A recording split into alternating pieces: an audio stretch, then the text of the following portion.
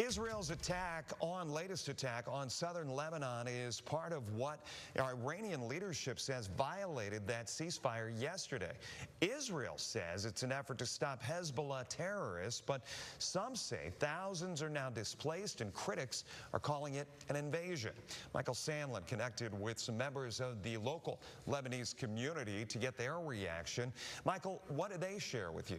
Well, Jeff, they're terrified. I spoke with two men here in town who still have family members there right now, and they say those family members are surviving strikes paid for in part by the U.S. government. It's created a frustrating dichotomy.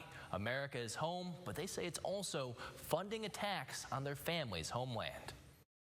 They're basically dodging missiles, and they will joke, like, we'll talk to you tomorrow, maybe, if we're still alive. Imagine that. This is our life. This is our family, and it's being torn to shreds. The last few days have been gut-wrenching for Nadine Salem and Elias Hajar, keeping in touch with family back in Lebanon as Israel continues to press on its attack. So far, no one they know has been hurt, but in Hajar's case, a precious family symbol has been destroyed, the doors of his father's family home.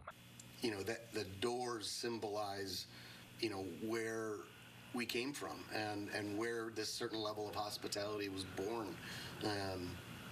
Last week, the city of Majgara, where my dad was from, was bombed, and the glass was blown out of the door of the house, and the door was knocked down. Hajar has a mural of the doors painted on a Monroe Street office space. Now, they're the only depiction he has left. Salem has a similar story. He actually grew up in Lebanon and has taken his family there as well. He says the street where he grew up was also hit. Corniche al-Mazra is where we grew up. I remember little children that are always trying to sell Kleenex, gum, flowers, just to make a living. They're there, and the Corniche al-Mazra was bombed without notice. This is not Hezbollah. These aren't people who are a threat to you. Al Jazeera reports over 1,000 have died in Lebanon since the start of Israel's invasion on March 16th. And their latest attack on Wednesday, dubbed Operation Eternal Darkness by the Israeli military, reportedly targeted civilian centers. But these men say the hardest part to swallow is that it's all being paid for in part with their tax dollars. We're funding it. You know, the taxes that, you know, we have a relatively large, you know, company that, you know, pays a lot in taxes to a government that is supporting the killing and murder of innocent people.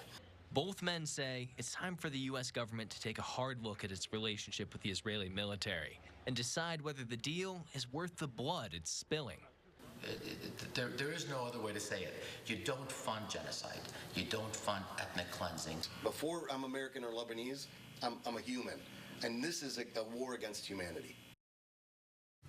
Now, the AP has reported that Israel's Prime Minister Benjamin Netanyahu has approved talks with Lebanon after their latest attacks. Currently, they are set for next week, but Netanyahu also said there will be no ceasefire in the meantime.